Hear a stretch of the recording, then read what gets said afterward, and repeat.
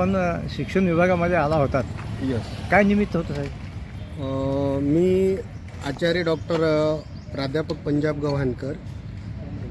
माझ्या शिक्षण संस्था आहेत आणि काही कर्मचाऱ्यांच्या अडचणी होत्या की 5-7 महिन्यापासून पगार नव्हता. त्या अनुषंगाने आलो, साहेबांना भेटलो आणि तो प्रश्न मार्गी लावण्यात आला. शिक्षण विभागाच्या शिक्षण क्षेत्रातील जी अनागोंदी आजकाल आपल्याला पाहायला मिळते, कुठेतरी ऱ्हास होताना दिसते शिक्षण विभागामध्ये, या संदर्भात आपली काय? तुमच्या प्रश्नाशी मी अगदी सहमत आहे. कारण गुरुर् ब्रह्मा गुरुर्विष्णू गुरुर्देव महेश्वरा गुरु साक्षात परब्रह्म तस्मै श्री गुरुवे नमः. एकीकडे आपण बोलतो, दुसरीकडे शिक्षकांना लावलेली कामं अगदी म्हणजे कुत्रे मोजण्यापासून जरी विचार केला आपण तरी ते अध्यात्माला लागू होत नाही, शैक्षणिक गोष्टीला लागू होत नाही. आज 20%, 40%, 60% हे जे कर्मचारी मरमर करत आहेत, कितीतरी जण आत्महत्या करण्याच्या मार्गावर आहेत. मी आध्यात्मिक आणि शैक्षणिक हे दोन्हीही माळ माझ्याकडे गुंफल्या गेल्यामुळं मी बऱ्याच जणांचं सात्वन करून सांगतो की बाबांनो, असं नाही, जगणं हे पैसा नाही आहे. परंतु ज्याने 10-10, 15-15 वर्षे नोकऱ्या मोफत केलेल्या आहेत आणि आजही पगार त्यांचे 2-2, 4-4, 8-8 महिने जर होत नसतील तर अशांनी काय करायचं? तर हा सर्वात मोठा प्रश्न आहे. आणि शिक्षणात आज आपण एकीकडं इंग्लिश स्कूलचा जर विचार करतो, मराठी शिक्षणाचा विचार करतो, शासन करतो, परंतु खऱ्या अर्थानं विचार केला का की जिल्हा परिषदच्या शाळेत खऱ्याच सुसंस्कृतरित्या प्रशिक्षण होते का, शिकवल्या जातं का? त्यांना वेगवेगळ्या प्रकारचे कामं लावण्यापेक्षा मूलभूत जे लेकरू आहे, विद्यार्थी आहे, मी तर माझ्या प्रत्येक विद्यार्थ्यामध्ये, प्रत्येक भारतीय लेकरामध्ये माझा देव आहे. भगवान श्रीकृष्ण असतील कुठं जर असतील किंवा राम कुठं असतील किंवा गौतम बुद्ध जरी कुठं शोधायचे असतील तर ते लहान मुलांमध्ये शोधा. त्या लहान मुलांवर संस्कार पिढी हे करा. शुद्ध बीजापोटी फळ रसाळ गोमटी हे जे आपण बोलतो, बीज चांगलं जरी असलं पण त्याला जर खतपाणी भेटलं नाही, त्या लेकरांना शिक्षण भेटलं नाही, त्या लेकरांना संस्कार भेटले नाही, त्या लेकरांमध्ये जर रंधिकत बुद्धीचं झालं नाही आहे तर ते लेकर कुठल्या मार्गाला जाणार आहे? आज गोटा काढला की डॉक्टर आहे, गोटा काढला की इंजिनियर आहे. प्रत्येकाच्या एकच स्वप्न दाखवलं जातं की कुठल्या विद्यार्थ्याला विचारा काय व्हायचं, तो म्हणतो डॉक्टर व्हायचं. काय व्हायचं, तो म्हणतो इंजिनियर होतो. अपवाद मुलगा म्हणतो एखादा श्रीमंताचे की मला कलेक्टर व्हायचं. पण अशा विद्यार्थी मला दाखवा की तो म्हणतो की मला एक आदर्श शिक्षक व्हायचं. एखादा तरी विद्यार्थी दाखवा की तो म्हणतो की मला आदर्श शिक्षक व्हायचं. आणि भारत माझा देश आहे ना, या भारताच्या देशासाठी, या समाजासाठी हे जे आज जातीवाद पेरल्या गेलेला आहे, हा जो शैक्षणिक वाद तयार झालेला आहे, यासाठी मला काहीतरी करायचं असं स्वप्न पाहणारा एकही तरुण स्वामी विवेकानंदांचा इथं जागृत दिसत नाही आहे. इंग्रजी माध्यमाच्या शाळांचं वर्चस्व वाढत आहे आणि त्याला काही प्रस्थापित लोक खतपाणी घालत आहेत. परिणामी मराठी भाषा मागं पडत आहे. अगदी बरोबर आहे ना. मराठी भाषा मागं पडण्याचं कारणच मी आहे, तुम्ही आहे. मी माफी मागून म्हणतो, मीडियासुद्धा त्याला जबाबदार आहे. तुम्ही इंग्रजी माध्यमाला जर जास्त प्रज्वलित करत असाल किंवा इंग्रजी माध्यमाकडे सर्व देत असाल तर ते कॉपी टू पेस्ट व्हायला ना.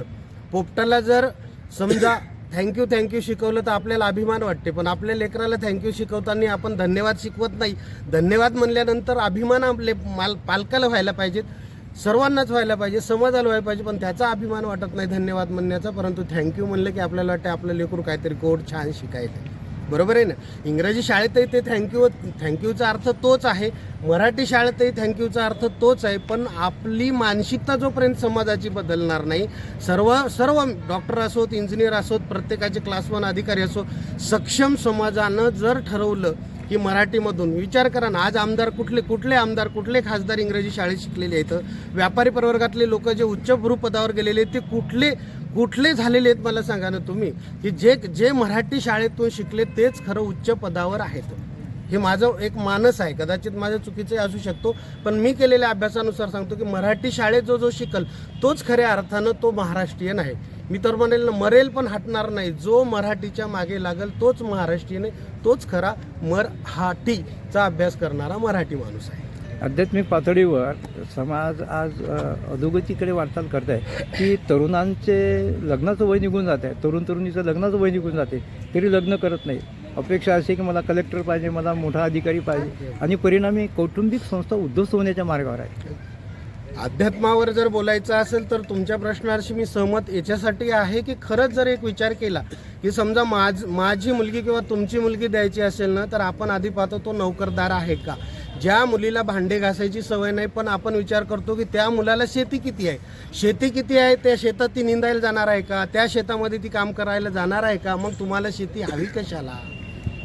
बरोबर आहे ना. एकीकडे आपली जी मानसिकता जोपर्यंत बदलणार नाही, जोपर्यंत आपण ठरवणार नाही, आपण प्रत्येक सुखाच्या शोधात आहे, पण खरं सुख हे आपल्या जवळच आहे. सुख देणं ही सुख लेणं आहे. इतरांसाठी जगणं हेच खरं जगणं आहे, हे अध्यात्मात प्रत्येक साधू संतानं सांगितले. आपुलिया हिता जो असे जागता, धन्य माता पिता तयाची. आपलं हित म्हणजे काय? माझं, तुझं, ह्याचं, त्याचं, तिचं नाही, आपल्या सर्वांचं. मग सर्व जातीचं, कुठलाही समाज असू द्या, कुठलाही धर्म असू द्या, सर्वांचं जर हित आपल्याला करायचं असेल, आपल्या देशाला खरंच प्रगत उन्नती करायचं असेल, तर पुन्हा एकदा साने गुरुजींच्या संस्काराची गरज आहे, पुन्हा एकदा स्वामी विवेकानंदांच्या विचारांची गरज आहे, पुन्हा एकदा डॉक्टर अब्दुल कलाम यांच्या विचारांची गरज आहे. पुन्हा एकदा आपल्याला नवीन भारत तयार करायचा असेल, तर आपण आपल्या त्या साधू संतांच्या विचार, त्याच्यातसुद्धा विज्ञान आहे, ज्ञान आहे, पवित्रता आहे, सान्निध्यता आहे. आज मुलगा वडिलाला म्हणतो माझ्यासाठी काय केलंय, हे संस्कार अध्यात्मातल्या कुठल्याच ज्ञानेश्वरी असो, श्रीमद भगवत कथा असो, श्रीरामचरित्र असो. श्रीरामचरित्र आम्हाला पाठ आहे, परंतु श्रीरामानं फक्त आपल्या सख्या आईच्या एका शब्दावर, वचनावर 14 वर्ष वनवास भोगलेला राम आम्हाला आठवत नाही. भगवान श्रीकृष्ण जेला जन्माला आल्यानंतर सुद्धा त्यानं सत्याच्याच मार्गाने गेला, हे आम्हाला कोणी शिकवल्या जात नाही. आम्हाला चुकीचा इतिहास शिकवला जातो, त्याच्यामुळं लेकरं चुकीची घडल्या जातात. माझी सर्वांना कळकळीची विनंती आहे की सत्य परेशान हो सकता है, लेकिन पराजित नाही. या सत्याच्या मार्गावर आपण सर्व जाऊयात.